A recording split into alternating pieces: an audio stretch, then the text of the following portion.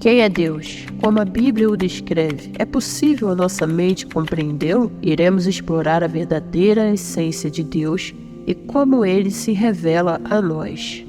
Começo compartilhando com você que Deus é um ser espiritual invisível e que nunca ninguém o viu. Mas a Bíblia usa metáforas para nos mostrar de forma simples a imensidão e grandeza de Deus. Como, por exemplo, ao falar sobre suas mãos, representa o quão poderoso ele é. Ao falar sobre seus olhos, uma maneira de explicar que ele vê tudo. Ao falar sobre sua boca, uma forma de representar que Deus fala e se revela. Deus é um espírito. Ele não tem corpo, não pode ser pesado, não pode ser medido, não pode ser tocado, não pode ser sentido. Ele é um espírito pessoal, não apenas algo, mas sim um ser real e consciente. Ele é uma pessoa. É por isso que Deus tem nomes, e o nome mais conhecido de Deus é Jeová, Yahvé, o nome que ele revelou a si mesmo quando falou a Moisés na sarça ardente. Eu sou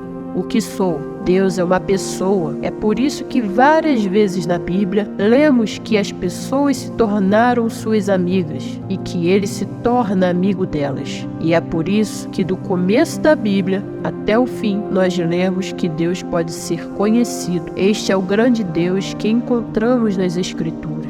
Mas como ele é em si mesmo? No que diz respeito ao espaço, Deus está em toda parte. Por acaso não enche o céu e a terra? Diz o Senhor, em Jeremias capítulo 23, versículo 24. Deus não está ausente em nenhum lugar. Isso significa que Deus, em toda a sua glória, em todo o seu ser, em toda a sua majestade, em toda a sua pureza, em todo o seu poder, tudo que Deus é, está em qualquer lugar, em qualquer momento e em todo lugar, em todo momento, no que diz respeito ao espaço. Ele está em toda parte. Nossas mentes limitadas não conseguem compreender isso.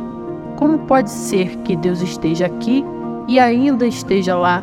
Como pode ser que Deus, em toda a sua plenitude, esteja aqui, mas se fôssemos a galáxia mais distante, Deus também estaria lá?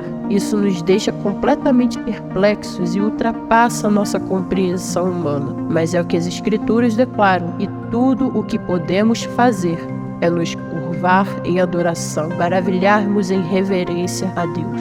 No que diz respeito ao tempo, ele é eterno. De eternidade a eternidade, tu és Deus. Salmos 90, versículo 2. Quando Abraão orava a ele, ou quando Davi orava a ele, ou quando oramos a ele agora, ele permanece exatamente o mesmo. Ele é completamente imutável, não teve começo, não tem fim, não tem idade, ele é infinito, não há nenhum tipo de limite para Deus.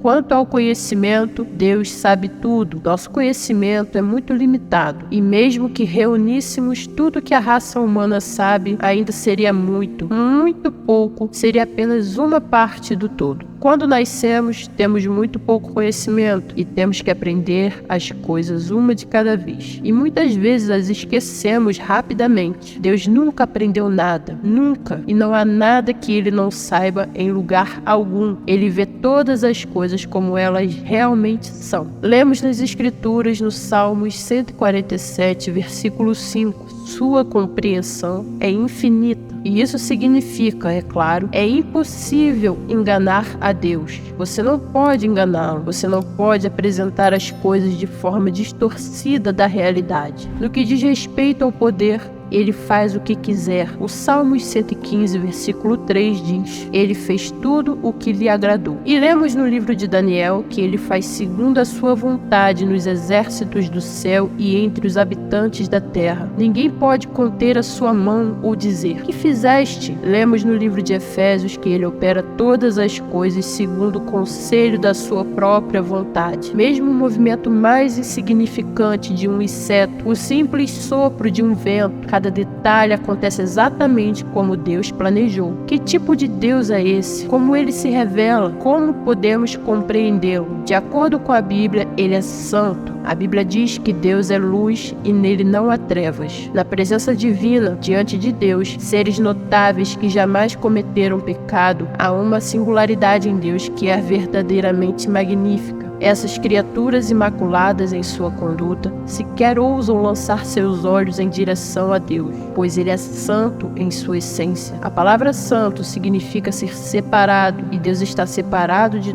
todas as suas criaturas. Ele é completamente diferente e distinto de todas as suas criaturas, porque ele é inteiramente puro. Mas nunca podemos realmente entender o que isso significa. Nós apenas temos que aceitar o que as Escrituras dizem e concordar com o salmista e com Moisés ao afirmar: Deus é glorioso em santidade. Isso nos leva à próxima afirmação, que ele é justo. No Salmos 145 diz: o Senhor é justo em todos os seus caminhos. Deus não pode fazer nada errado. Ele não pode ter um pensamento errado. Ele não pode falar uma palavra errada. Ele não pode fazer um ato errado. Absolutamente tudo que Deus faz é certo e perfeito. E quando lemos a Bíblia, podemos respirar aliviados. Não seria terrível se esse grande Deus, infinito e eterno, fizesse uma única coisa errada? Essa é a preocupação que nunca precisamos ter. Ele é justo em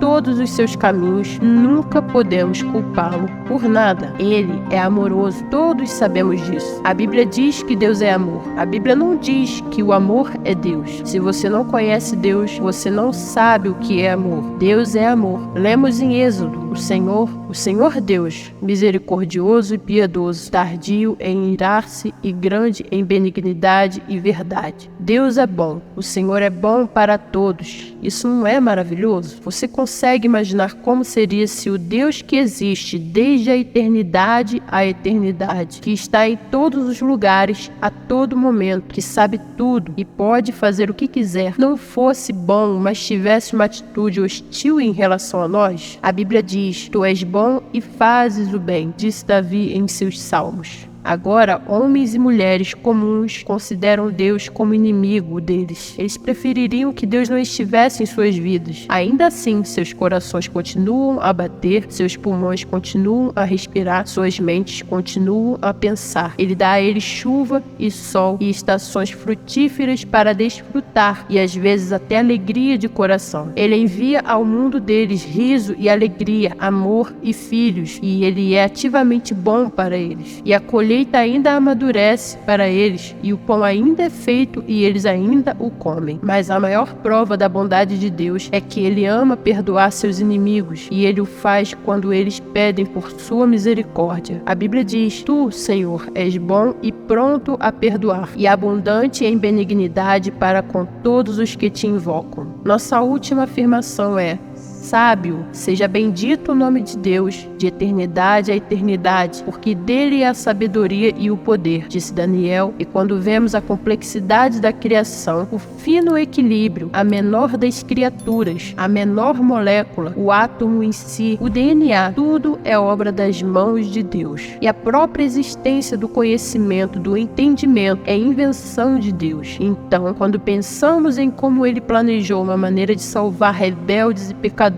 ingratos e maliciosos, e o fez por meio do sacrifício na cruz, admiramos a sabedoria de Deus e dizemos como o apóstolo Paulo: ó profundidade das riquezas, tanto da sabedoria como do conhecimento de Deus. Quão insondáveis são os seus juízos e quão inescrutáveis os seus caminhos. Quem, pois, conhece a mente do Senhor? Ou quem foi o seu conselheiro? Ou quem primeiro deu a ele para que lhe seja recompensado? Porque dele e por ele e para ele são todas as coisas. Glória, pois, a ele eternamente. Amém. O que a Bíblia diz é claro o suficiente. Perguntas que começam com o que, nós podemos responder, como por exemplo: o que é Deus? Que tipo de Deus ele é? O que ele é em si mesmo? Essas perguntas podemos responder, porque Deus nos deu a resposta. Mas perguntas que começam com como, nenhum de nós pode responder. Como, por exemplo, como é que Deus pode estar em todos os lugares, a todo momento, em